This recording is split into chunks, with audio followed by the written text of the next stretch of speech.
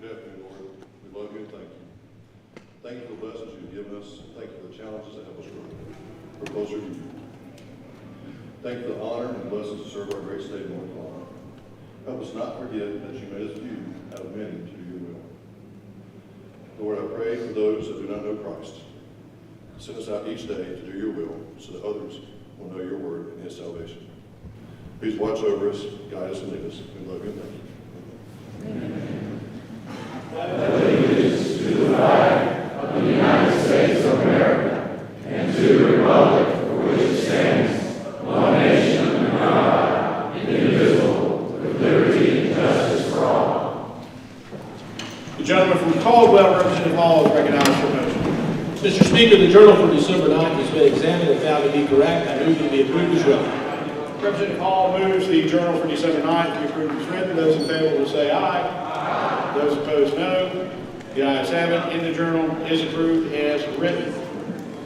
Representative Hall is recognized to send forth committee report. Corporal Reed. Representative Dustin Hall, Rules Calendar and Operations of the House Committee Report. Senate Bill 921, Constitutional Amendment, require photo ID for all voters. Favorable. Counter, without objection, today's calendar. So ordered. Members, Representative Drakeford submitted a resolution memorializing the life of former member Kelly Alexander. The resolution contained the full Mecklenburg delegation as primary sponsors, exceeding the maximum number permitted under our rules. However, the chair would ask without objection that the clerk be ordered to, number one, file the resolution notwithstanding the sponsorship rule to allow that. And second, that the resolution receive its first reading today and be added to today's calendar. Is there any objection? Hearing none, it is so ordered. So it's going to resolve at least the following introduction of bills and resolutions. Clerk, read. Representatives Drakeford, Carney, Cunningham, Majid, Cotton, Autry, Belk, Bradford, Harris, Lofton, Logan, Terry Brown, and Butler. House Joint Resolution 1082, a joint resolution honoring Kelly Alexander, former member. Calendar.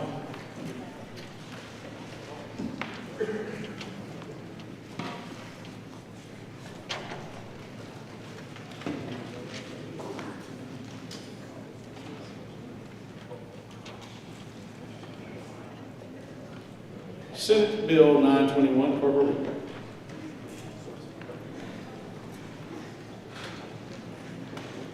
Senators Hayes, Daniel P. Newton. Senate Bill 921, a bill to be entitled Constitutional Amendment, require photo ID for all voters. The General Assembly of North Carolina enacts. The gentleman from Iredell, Representative Mills, is recognized to debate the bill. Thank you, Mr. Speaker. Good afternoon, members. Senate Bill 921 is very straightforward. The bill would submit to the voters the question of whether to amend the North Carolina Constitution to require voter photo identification for all voters. That's in person and absentee. I ask for your support. For what purpose does the lady from Guilford, Representative Harrison, rise? To debate the amendment. Lady has. Thank you, Mr. Speaker. I'll keep this brief, and I appreciate Representative Mills' remarks, but I just want to point out that this bill is not necessary. We don't need a constitutional amendment. We already have a statute that covers this issue. It should be noted that our absentee ballot requirements now are the strictest in the nation. I also want to know why we would put into a constitution an amendment that we know establishes a flawed process. The Rules Committee heard testimony from an individual who had worked the voter protection, the nonpartisan voter protection hotline. There were a number of, and I saw this myself when I was working the polls, there was an enormous amount of confusion amongst both the voters and the poll workers in terms of what was an acceptable form of voter ID. And this has more than almost 500 voters who were disenfranchised because they didn't meet the voter ID requirement as interpreted by the local poll workers. And this is the in-person voter ID. I will add that there's some speculation that this constitutional amendment is actually meant to get into the way of some litigation related to the usurper doctrine. The case is NAACP v. Moore, which is in the middle of a discovery process. So for these reasons, I would encourage you to vote no. Thank you. Further discussion, further debate? If not, the question for the House, passage of Senate Bill 921 on second reading. Those in favor will vote aye. Those opposed will vote no. Clerk, open the vote.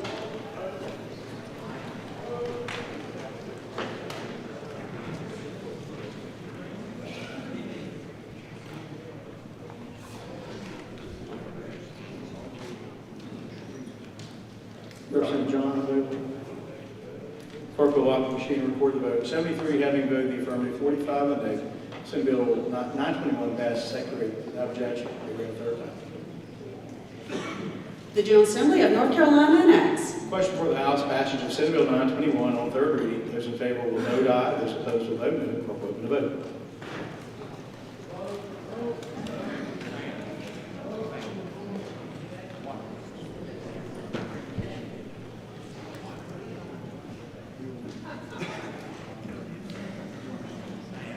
Yes, we'll excuse the absence of Representative John. Clerk will lock the machine and record the vote. 73 having voted the affirmative, 45 in the negative. Senate Bill 921 passes its third reading. That bill, Mr. Clerk, is ordered and rolled.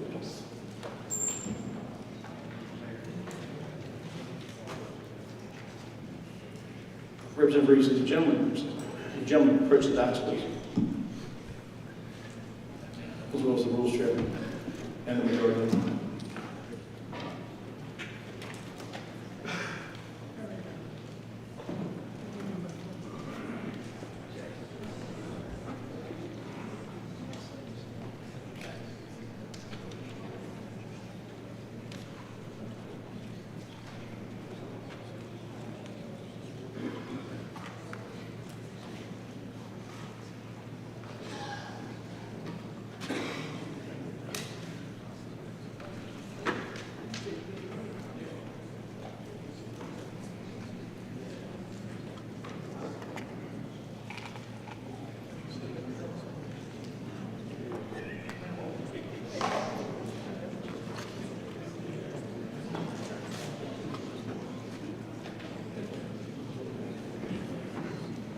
Members, Chair is about, well, first of all, we will go and call Senate Bill 382. The clerk will read.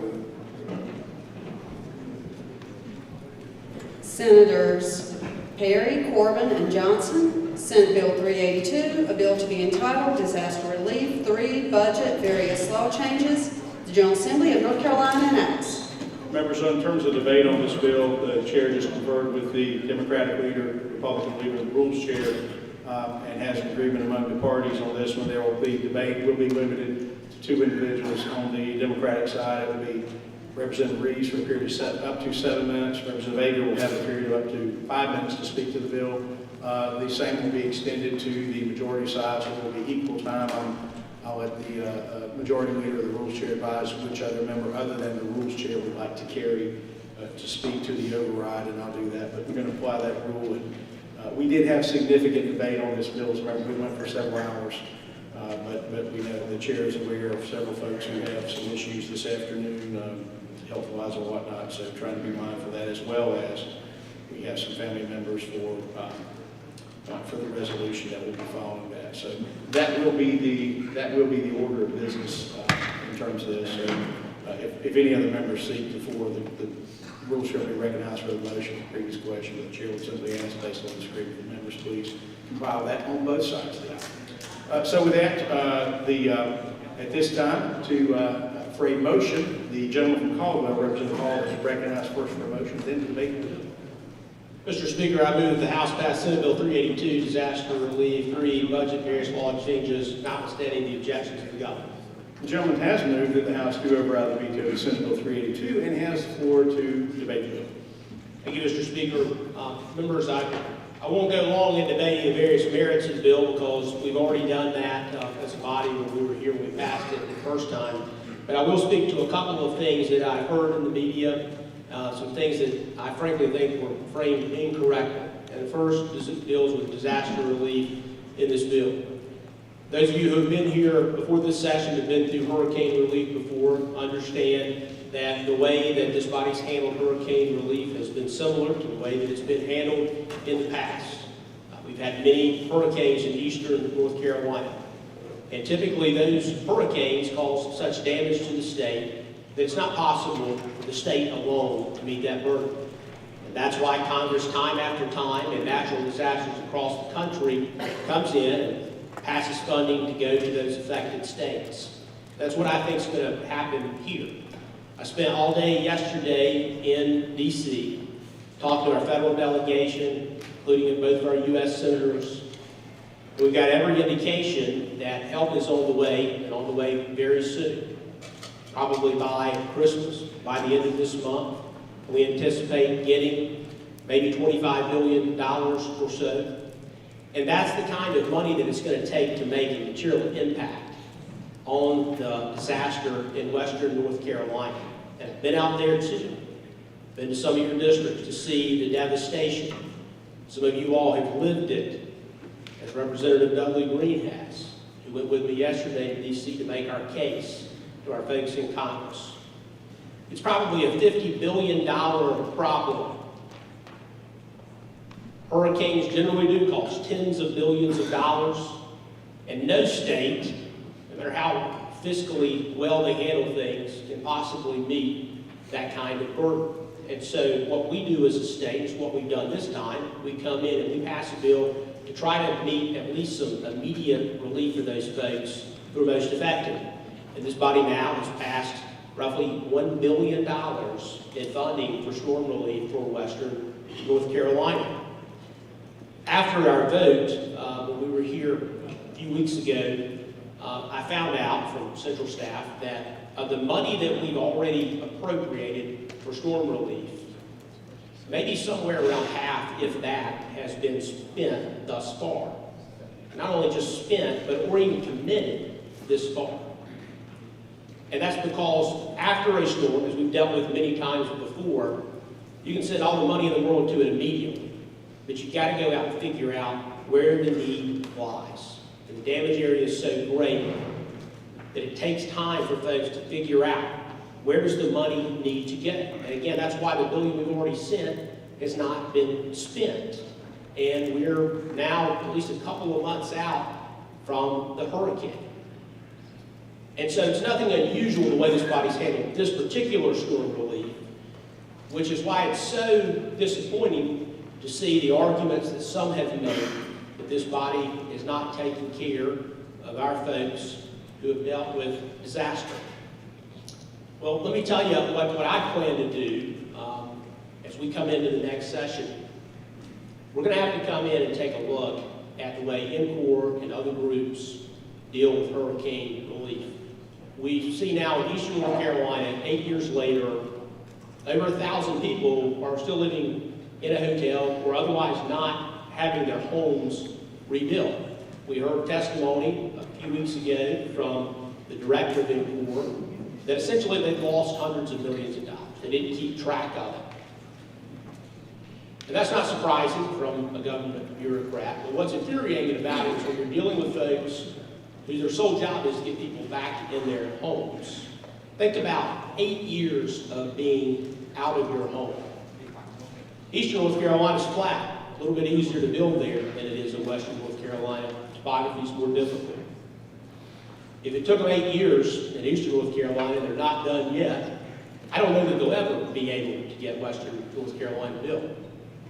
So this body's got a duty to come in. When we come in January, and we need to look into NCOR. We're going to do that because it's a disgrace what's happened in the eastern part of this state. And as I've said before, it should be a national scandal. In my opinion, if the governor were a Republican, it would be a national scandal. But politics aside, the reality of it is it's Republicans and Democrats who don't have their houses in eastern North Carolina. It's Republicans and Democrats who lost their houses in western North Carolina. And what we've got to do as a body is come together to make sure that we fix that moving forward. And at the same time, you all know well, this state, right now we've got $5 billion or so in our disaster relief fund. We've appropriated roughly $1 billion of that. And so even if today we passed a bill sending $5 billion in hurricane relief to western North Carolina. The reality is, the $1 billion that's already been sent has not even been spent. Again, it takes time to go in and help these folks in the best way. And I'm not at all confident that the current administration can do that. In fact, I know they can't. I'm hopeful the next administration will be able to do that. I've talked to Governor Stein, expressed to him my desire to see a change up in the way those things are done. He's assured me that he'll do that. I'll take him at his word. This body is entirely committed to helping the folks of the state in storm relief. And so in my opinion, what's happened is a political football has been made out of this bill that's passed towards the end of session. The other thing I'll mention is there's been some comments about balance of powers in the executive branch. And the reality is in this state, the Constitution gives this body the ability to make certain decisions. And the folks elected this body just as they did Governor-elect Stein coming in. And that's what we've done in this bill. The Board of Elections piece in particular, I'll speak to. You know, in a perfect world, I wish we could have equal numbers of folks from each party on each side of the board, the way the Federal Elections Commission does it, the way many states across our country do that.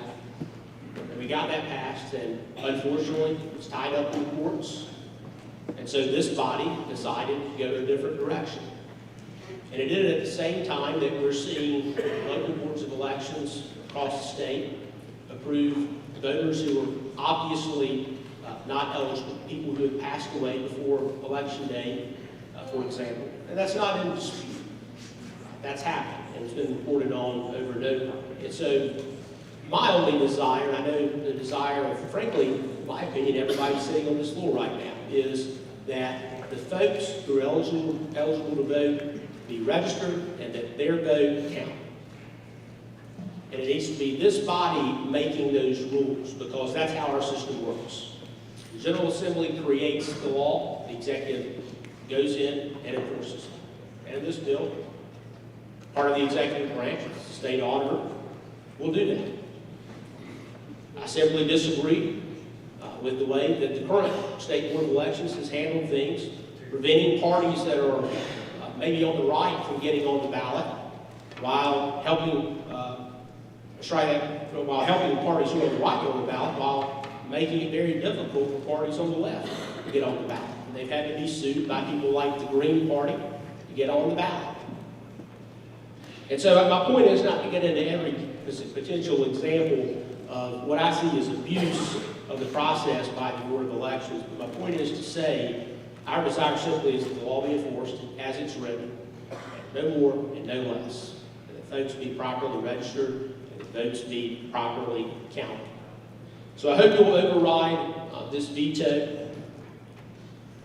I know that there will be much more to come in storm relief in western North Carolina, and we've got to continue to help those in eastern North Carolina as well. We'll get 8 years out, not back into their homes.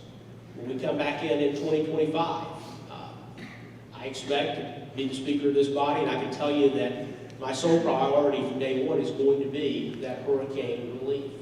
We absolutely cannot let happen what's happened in the past. And every member of this body who wants to join me in that effort, whether you're Republican or Democrat, I'm going to work with you, because it's about helping folks get back into their homes. That's not about politics. This bill provides... Chair would remind the folks in the gallery to please not interrupt the proceedings. The folks in western and eastern North Carolina need our help. And this bill does more than just money. Hurricane relief is not just about money. I've talked about money we've already sent, the fact that it's not already been spent. But it also provides things that really matter to folks with regulatory relief for western North Carolina, delaying their payments on licenses and certain other issues they shouldn't have to deal with while they're out of their homes. Dealing with issues like building codes to make sure that people have a warm place to sleep while the state comes in and tries to help them. And if we don't override this veto today, those people will have to wait another at least 40 days to get that relief. So I bet if you ask those folks who are there on the ground now, does that matter to you? I'll tell you that it does.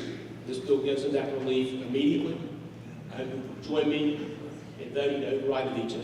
Thank you, Mr. Speaker. The lady from Buck, Representative Prather, is recognized to vacate. Thank you, Mr. Speaker. Diamond Brand, Bold Rock, Antique Tobacco Barn, Rough Life Dog Training Services, Smart Shop Self-Storage, Walgreens, Discount Tire, Cheddar's Scratch Kitchen, Hobbytown, Regeneration Station, Great Clips, Riverview Station, and the 60-plus artists that they house. Those are just some of the businesses that have closed so far, either permanently or indefinitely, just in Buncombe County. It is impossible to know how many businesses have actually closed. That's part of the devastation of this all. Some of them might have even thought they could initially survive, and then made the decision to permanently close based on the lack of any certainty coming from the legislature. And that's just our businesses. Let's look at some numbers. 103 lives lost. 74,000 homes damaged, and those are only the ones that have been recognized by FEMA so far. 5,000 households remain in transitional sheltering out of the 196,000 households that are eligible for it. 56 direct housing units currently in place. And none of that even touches the renters. Renters don't have access to the individual assistance funding. They would qualify under what's referred to as other needs assistance, of which $191 million has been allocated by FEMA so far. 17 disaster recovery centers still remain open. That number in and of itself shows you how we are still very much in response and recovery. Stacy is a single parent. She drives her son to and from East Asheville every day. Her son has special needs and his local public school was unable to accommodate him for a full day. He's been thriving at his charter school. She can't make her car payment. She can barely make her rent. She was denied FEMA and is relying on local nonprofits to assist her to make ends meet. She wishes that she lived on a bus line, but she doesn't. She just wants to take her son to school without fear that her car will be repossessed. She needs more help. Zoe is in the service industry. She's worked at the Grove Park Inn for 2 years at the highest end restaurant there. It's been closed since September 27th and will not reopen until December 19th.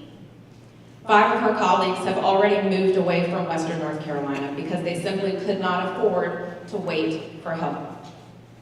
She misses her coworkers who became like family. For individuals like Zoe, the majority of her annual income is earned from April to December. She's worried she won't be able to pay her bills or pay the rent. She needs more help. Tanya is a lifelong resident of Western North Carolina and lived in her home for 45 years. She lost everything from Hurricane Helene. She was told that she was approved for a FEMA trailer to be placed on her property for temporary housing. However, this was blocked because she's in a floodplain. She also cannot rebuild unless she is 10 feet above the water line. At over 80 years old, her long-term ability to traverse steps required for access would be challenging. She did all the right things. She owned her home, had homeowner's insurance, had flood insurance. But they paid a meager amount that won't come close to allowing her to replace her home. She needs more help. Every legislator in this chamber has received hundreds, if not thousands, of emails asking us to sustain this veto. Please, please, vote for Western North Carolina. The gentleman from Buncombe, Representative Ager, is recognized to vacate. Thank you, Mr. Speaker. I rise again disappointed today. As we all know, Hurricane Helene just hit Western North Carolina. It was the deadliest hurricane that this state has seen since 1857. It's not just a brother hurricane. This is a different story. This bill just doesn't meet the moment and it doesn't meet North Carolina's values. And we ought to vote to uphold the governor's veto. Our state's motto is something that I've always tried to live up to. Esse quam venire, to be rather than to seem. And this bill just seems to do something to help. It doesn't actually do it. And that's the real problem. The people of Western North Carolina, as you've heard here and have heard, yesterday and today, people need help. And this bill just doesn't get it to them. I realize we've put some money out there, but it hasn't gotten into the hands of the people that need it because it's not directed that way. It's directed to a lot of other institutions and governments and other things like that. In the mountains, this isn't a political issue. We're all on the same side of the mountains. People are suffering and they need help. In 2018, Hurricane Florence hit Duplin, and Duplin and Onslow and Pender and Sampson and New Hanover, Brunswick counties. It was devastating. And the North Carolina General Assembly stepped in to help. Within 3 months of that disaster, the General Assembly allocated $1.5 billion for relief.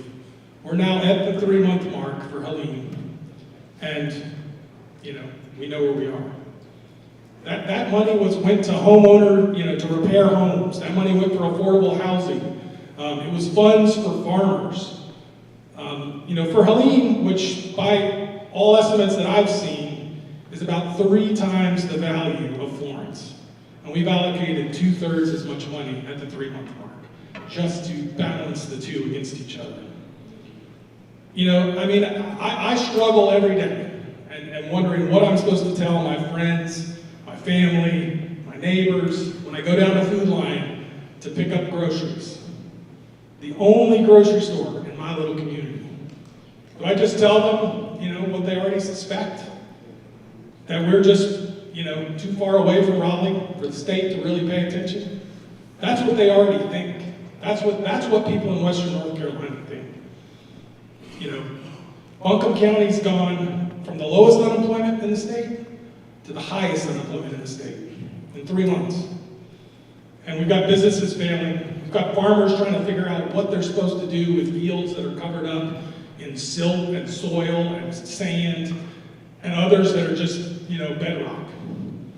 We had a committee meeting this morning, which is a good first step, but it's been 3 months. We've been down here a couple of times, and we should have done more sooner. We talk about figuring all this out. The people in North Carolina are tired of hearing that help is on the way. It's not coming. And that's the way people feel. So we've just got to do better. We're not here, to talk to each other and slowly drip money out. We know that flexible, quick money is how you get through disasters, and that's what we need to do. So I really would encourage everyone to vote to uphold this veto, and let's really get to work so that we get real money in the hands of real people who need it in Western North Carolina. Thank you. The gentleman from Chatham, Representative Reeves, is recognized to debate the bill.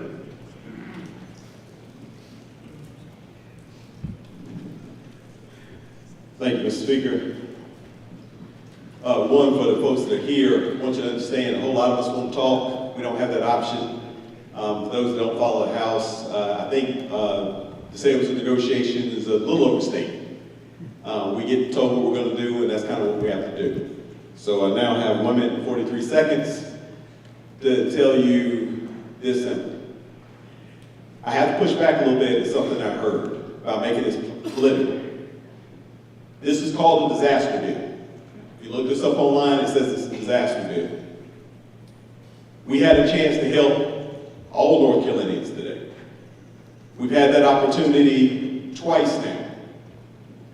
We don't even have to come back for session at these times. So if we're coming back in the midst of the worst disaster that we've had in the history of this state, I would have loved for us to use this as an opportunity to put everything about our politics aside and maybe even show the country that the right thing to do is to worry about the people. We may have had other plans until the disaster hit. Just like the people in Western North Carolina had other plans before the disaster hit. But when disasters hit, you recognize one thing: all that other stuff doesn't matter anymore.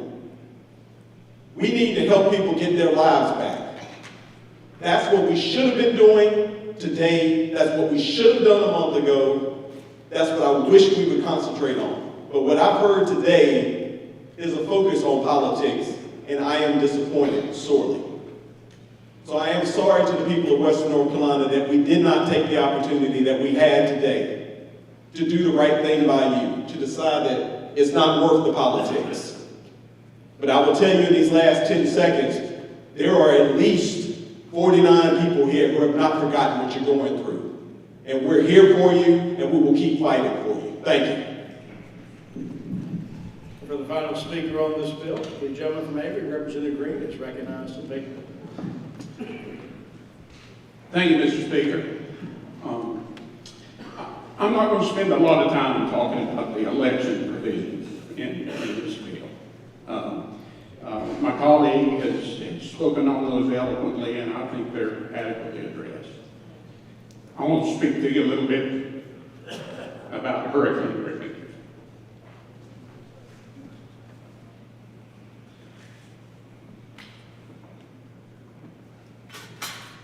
September 25th of this year, we had a storm in Avery County.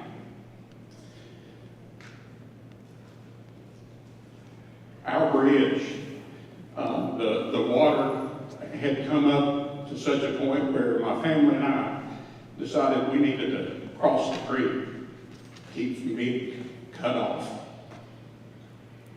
And fortunately, I have a sister that lives right over there.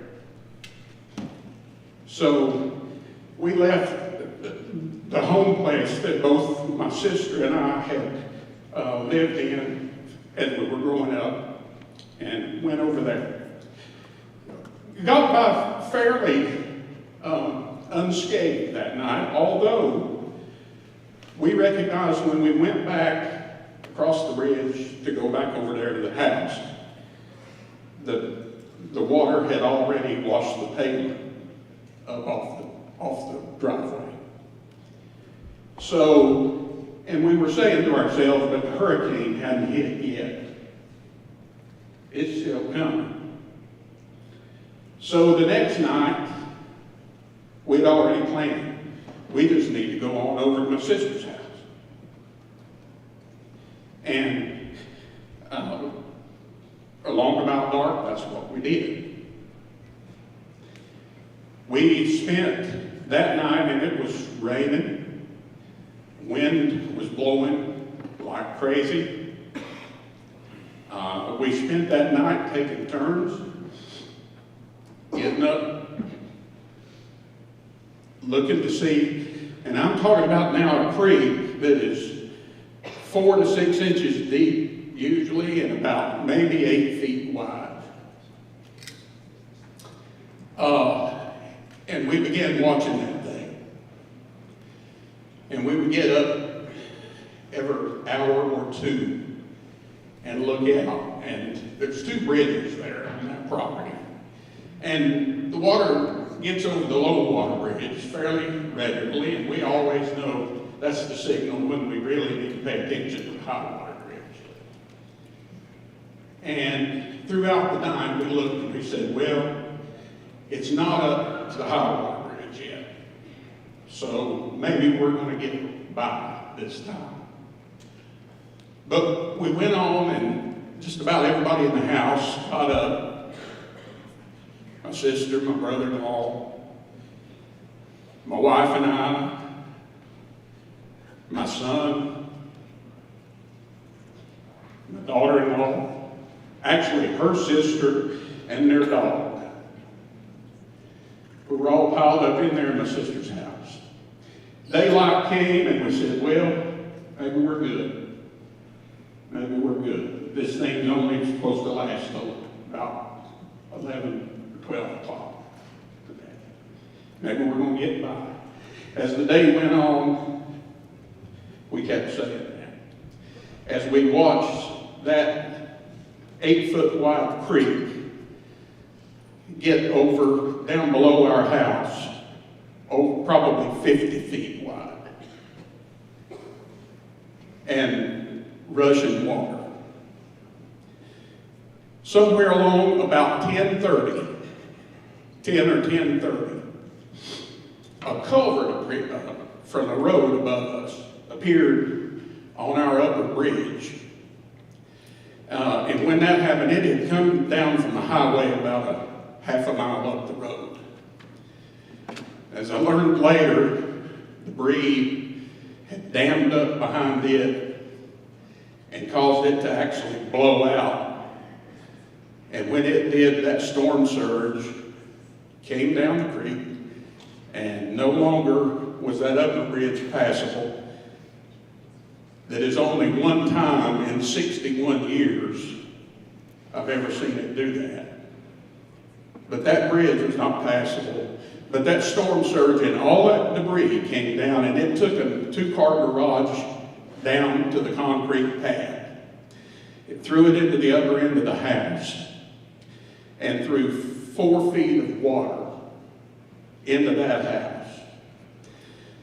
That night, of course, we had no way of knowing how extensive the damage was or how many areas were affected because we're at the headwaters of the Tow River. But you got to assume all down the river, it's had some impact. So we, shortly thereafter, the power went out. All communications were cut off. We ended up evacuating there to a shelter, Red Cross shelter, and thankfully it was close by. And sure enough, the storm stopped. Another hour, and we'd probably gotten by. When we got back in there and we could see the water had started to recede, there was no power, there was no communication equipment, nobody could get any gas. I have a daughter who lives in Asheville. No way to get word to check on her. Just didn't know. So that night, my sister and my brother-in-law, of course, they had no power, they had no water. We spent the first night there in the church. The next day, we got word that we could probably get a cell signal and there was gas if you went across the Tennessee line a little ways. So we went to get some gas and we went to where we could get some cell service. My wife just basically had the clothes on her back. She hadn't brought a change with her. So we said, we're going to go on into Tennessee. We're going to try to get a room. We're going to try to get a good night's sleep. Maybe make a phone call to our daughter, see how she is, get word out to some other family, let them know we're okay.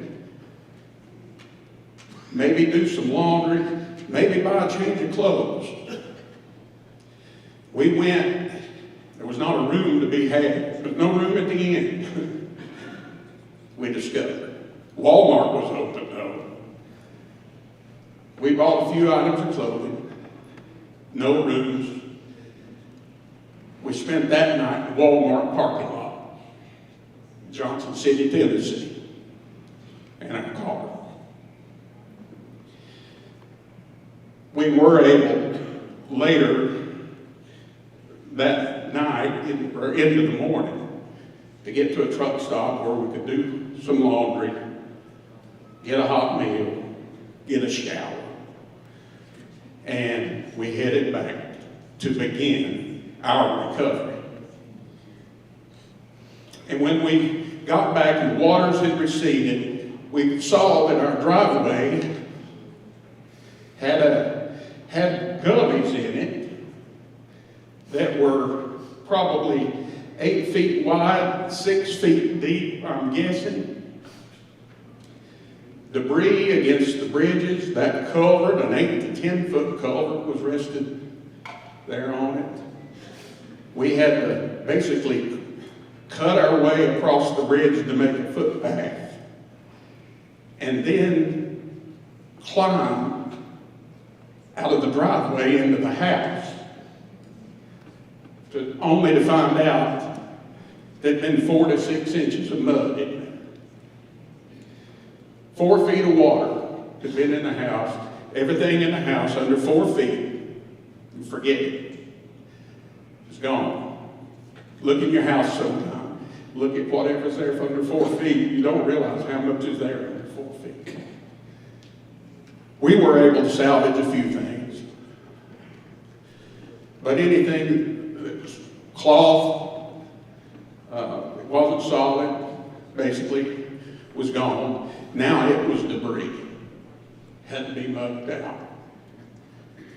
So, fortunately, we were able to get some help over the next coming days, where we were able to cut the sheetrock out. We were able to muck the house out. We were able to get the carpet out. So hopefully, right now, we have a shell of a house. And we hope to go back there one of these days. But we were blessed in that I had that sister, and she allowed us to come in there and pile in on her. And we stayed there for a month. So Fred, if you're listening, thank you.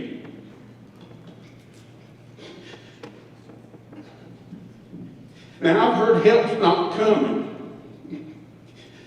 But I'm going to tell you that from the day the hurricane happened, there was help there. Because we started looking up, and it wasn't necessarily the government, although local government was very involved, and I spent just about every day, sometimes 3 and 4 times a day, in contact with my local government, trying to see if they were getting what they needed from the state, and the answer was usually always yes. There was a few times that they said, well, we need some help with this, and we need some help with that, and I made a phone call or two to some of the state agencies, and when that happened, the help was there. But volunteers, church groups, faith-based places, organizations were there. Help was there. I've heard help's not coming. It has been there in western North Carolina. And in my yard, hauling off debris, in my house, helping me get my appliances out. Help has been there. It's not as plentiful as it once was. Obviously, the urgency of the thing has kind of died away a little bit. And I guess that's natural. But we are past, I think, and this is where we are past response and we're into recovery. And right there is the difference. The response has been great. And let me thank all those organizations, all those volunteers, all those state agencies, all those local governments that were in there and involved in this from day one. Thank you. You have been of help. And a lot of that is because this body put in place, had the foresight years ago to direct some grants to some of these organizations that enabled them to be there. So, to say we're not doing anything, we've done it. And we continue to do it. We've allocated money that hasn't had time to even be spent yet. And we'll allocate more, I'm sure. And Mr. Speaker, let me say thank you so much for your personal interest and dedication in this, because I represent 4 counties. And I know that the Speaker himself was on the ground there interested in what was going on. Could he do to help? Were we getting everything we needed? And I appreciate so much your interest in this and your interest in trying to help us do the right things to recover correctly. And I have no doubt that you're going to take that to Washington with you. And I appreciate that so much. And it was an honor to be in Washington with you yesterday, and Speaker-elect Hall, where we got a commitment from certainly our North Carolina delegation, but other appropriators out there, that they're aware of what's happened here, and help's coming. But I'm from the mountains, just an old mountain boy. We don't have much experience with hurricanes. I know John Bell and some of you guys from the Flatlands have. And so I'm trying to listen to what you guys are saying and understanding that this is a different storm from the mountains, what we've got to recover from. But one thing that I have learned in this whole process is if we outrun the federal government on what we can get reimbursed for, we're not going to be able to leverage those federal dollars in order to do what is right for Western North Carolina. And so I think that the folks who have dealt with these things before and have that understanding, and I appreciate them doing appropriations chairs, Representative Bell, you guys have been through this, you know how this federal reimbursement works, and I think this has been done in such a way that gives us the best chance to do that. Because this is a $50 billion incident. North Carolina has a $30 billion budget per year. So if we took our whole next year's budget and every penny of reserve we've got, we don't have enough to pay for the recovery on this. And that is the bottom line about it. So, I appreciate the thoughts that have gone in to each one of these allocations that's been made. And the one thing that I don't understand, and I've gotten some of the same emails you guys have gotten, is I don't know how us putting a stop to this $250 million today gets us any more tomorrow.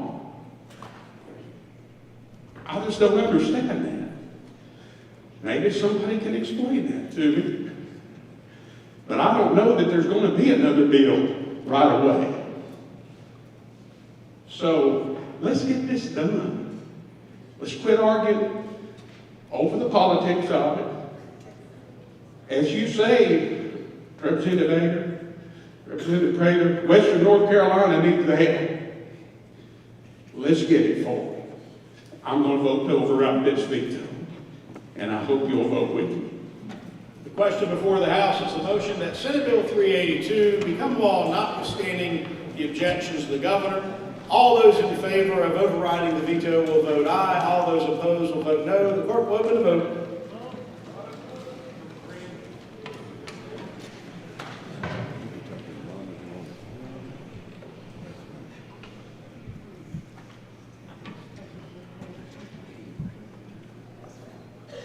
The clerk will lock the machine and record the vote. 74 having voted in the affirmative and 44 in the negative, the motion carries. Having passed by the requisite 3/5 vote, the House has overridden the governor's veto, and the bill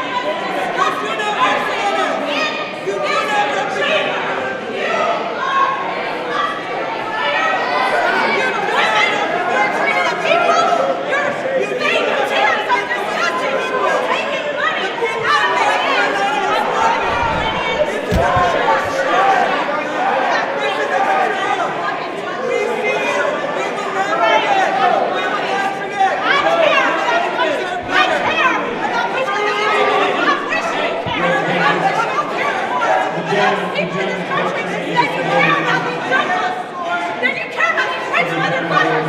These rich motherfuckers are taking money out. Don't fucking do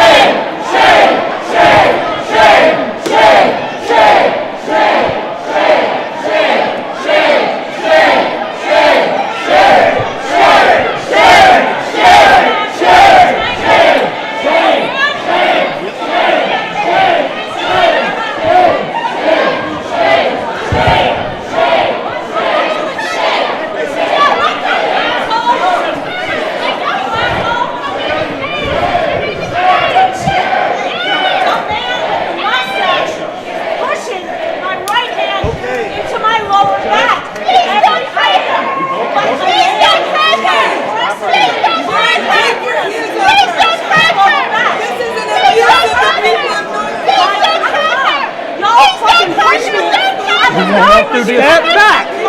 Step back! You want to get in that elevator? Back to my phone! There we go! Enough! Make way! Stand back! Stand back! Stand back! Stand back! You know what? Stand back! Stand back! Everybody else! Or you will be arrested. You understand? We're just watching. We're just watching. Lower your voice. Lower your voice, or you will be arrested. Let's go. Let's go. You're going to have to leave, or they're going to start making arrests. We'll ask you to leave the building. Thank you. Let's go. Don't put my face in the locked up. Keep the distance before you locked up. I can do what I can do. Come on, buddy.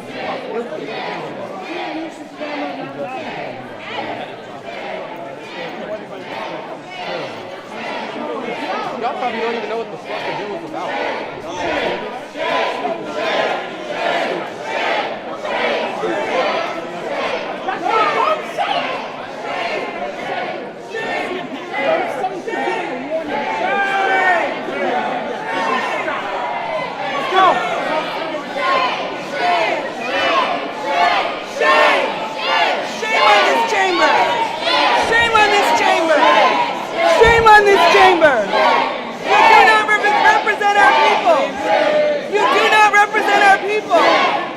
This is a betrayal of North Carolina. You have betrayed the people who sent you. We see you. What is done in the dark comes out in the light.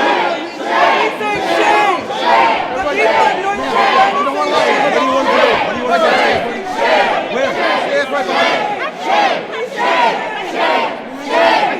What is done in the dark comes out in the light.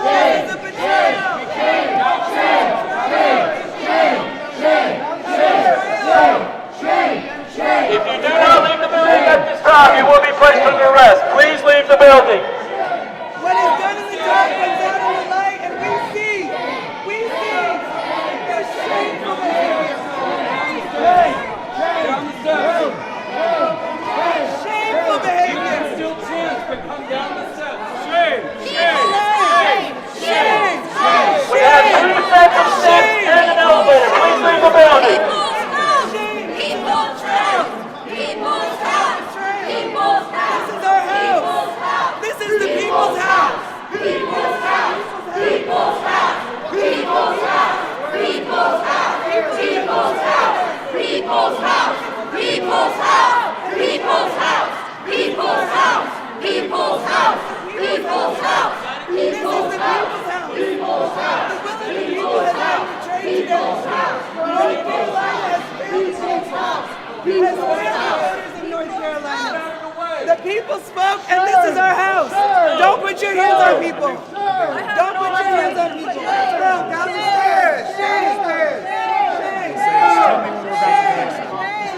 Shame on this goon squad for putting hands on people. Let's put the backpack on, baby. This is our house. This is our house. This is the people's house. And we say shame. The people have been betrayed. This is our house. Pervert. This is our house. Disgusting. Take them downstairs. Yourself up on a woman. You're Take them disgusting. downstairs. Please step Pervert. Safely downstairs. Pervert. Sexual offender. Safely down the stairs.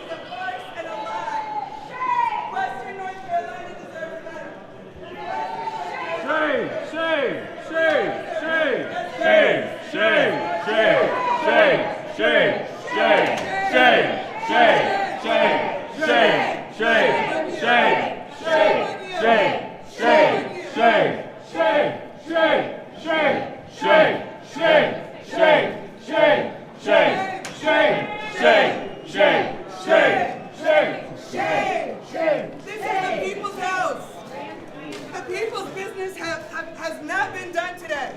Western North Carolina deserved better. We all deserve better. This is a betrayal. Both doors work. Opening both.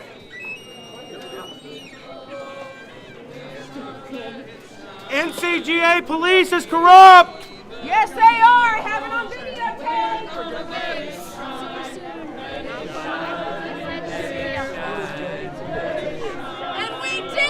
And we did let our light shine. I'm sorry, my paper fell. I don't want you to fall. My paper fell under your foot and the reader didn't slide on it. I'm sorry. You can stay for a while. Please stay for a while.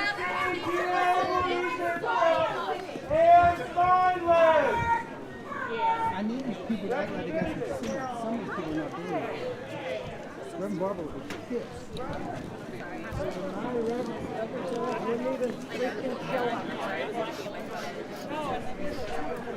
And then I reset my phone.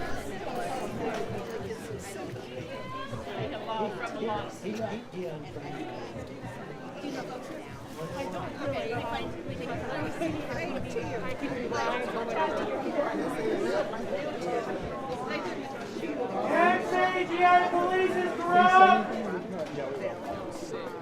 All right, let's gather up.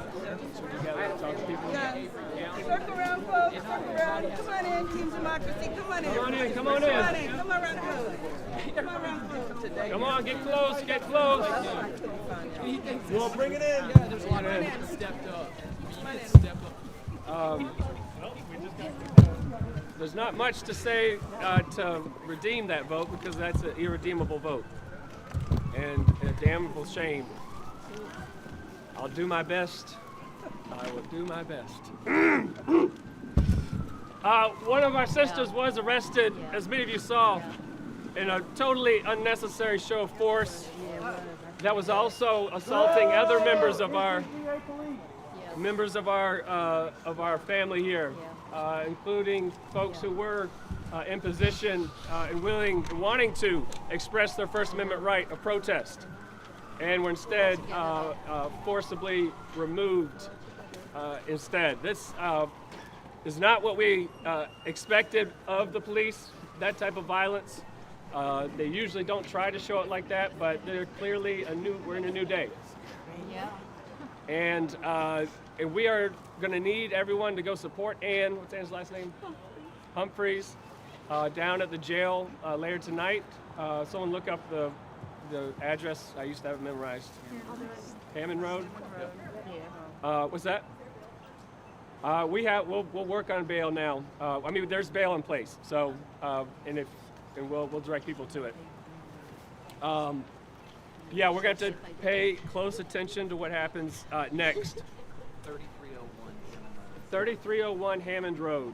Some of us might stay here for a minute just to try to keep eyes on her.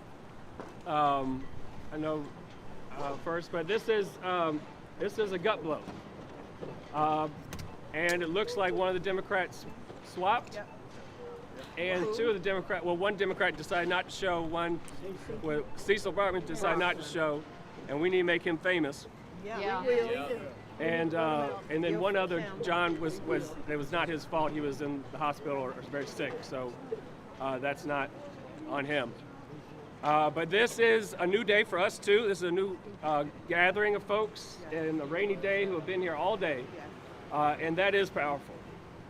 That is so powerful that we are here, that we've gotten to know each other, that we've gotten information. Some pain. Is this live stream? Okay, let me choose my words. That's okay. There's been plenty of other words on this live stream already. There's a saying that goes that what doesn't kill you makes you stronger. They misquoted the guy. It's what doesn't kill you can F you up real bad. And sometimes pain just sucks. But there's also our response to it is what can be different. It's how we can build a resurrection out of this. And so we need to come together all the more. We need to go support Ann. We need to support each other. We have a call Thursday night that is an open house, but we will talk about this. If you go to ppc-nc.org, and then also look out for emails from Team Democracy that we might have to reconvene before the end of the year. But we will definitely be here next year when they come and gavel in to let them know that they can't just kick us out. We're not going away. Yes. Is that right? Yes. That's right. Yes. That's right. All right, That's right. Serena. Yes, I just want to say this effort started long before today. That's right. This effort has been months, weeks in the making, maybe years, those of us who have been building relationships, and we have been doing so towards a new day in North Carolina. And even though this day did not produce the outcome that we wanted, what it did produce was a mightier Team Democracy. Inevitably. What we saw was people coming together, making thousands of calls. People showing up with each other. We didn't even know each other all at the beginning of today, and now we do. If you haven't met the person standing next to you, please do before you walk away from this place, because we will need each other in the time to come. What we know is that this did not go our way. We also know we have more power in the coming year.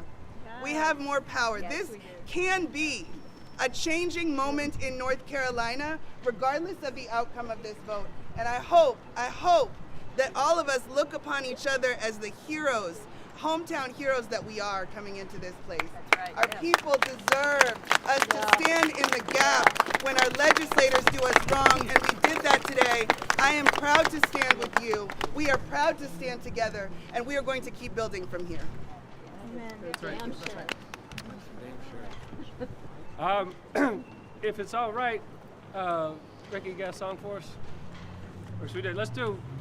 I'm going to offer a blessing, if that's okay, to round us out. And if you feel comfortable, hold on to someone and just get shoulder with people. I'm too cold to do that right now. And also probably good.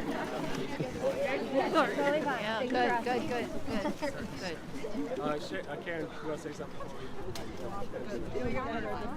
I just call on all the ancestors who did this, just like we did it today. I just want to call on them. I know they're with us. I know they're going to keep being with us. And I also call on the ground, the land that we're standing on, the land that has seen slavery and genocide, and we're trying to make it right. We're trying to make it right, and the land is with us. Let us keep grounding on the land and accepting the help that it offers, and accepting and asking for the help that the ancestors are always offering us. Holy Creator, who we call by many names, but who we all call upon in times of need, the ancestors, God, the great beyond mystery and community.